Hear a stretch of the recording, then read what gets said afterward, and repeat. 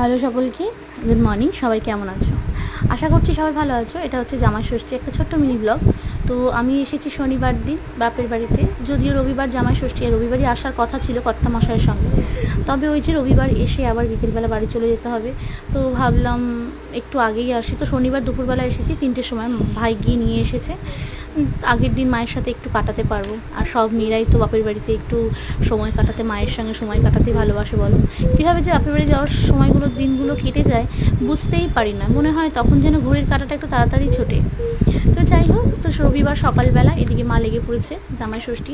আর প্রচণ্ড গরম পড়েছিল জামাই ষষ্ঠীর দিন, যদিও অনেক কিছু রান্না করার কথা ছিল, কিন্তু মায়ের শরীরটা খুব একটা ভালো ছিল না। আর তারপরে দিবাকরও, মানে আমার হাজব্যান্ডও খুব একটা, ও মানে আর কি ওই গরমে আর কি খেতে খুব সমস্যা হয়, তো ওই বলেছিল কিছু করতে না, নর্মালি একটাই তরকারি করতে। তো মা তেমন কিছু করেনি, সকালে লুচি আর ঘুগনি করেছিল। আর এদিকে মাটন হয়েছিল, যদিও ভেবেছিলাম দই কাতলা করা হবে, তারপরে তোমার মাছের মাথা দিয়ে মুগ ডাল করা হবে, কিন্তু কিছুই করা হয়নি। ওই যে বললাম প্রচণ্ড গরম, তারপরে গরমে আমার বর বলল এখন এই সমস্ত কিছু করার দরকার নেই। মায়েরও শরীরটা সত্যি কথা বলতে খুব একটা ভালো ছিল না, তো যেহেতু আমি বিকেলেই চলে যাব, তো সেহেতু মা আর তেমন কিছু করেনি। তো কর্তামশাই মাছ ভাজা খেতে খুব ভালোবাসে, তো ওকে কাতলা মাছ ভাজা করে দিয়েছিল, ঘি দিয়েও খেয়েছে। আর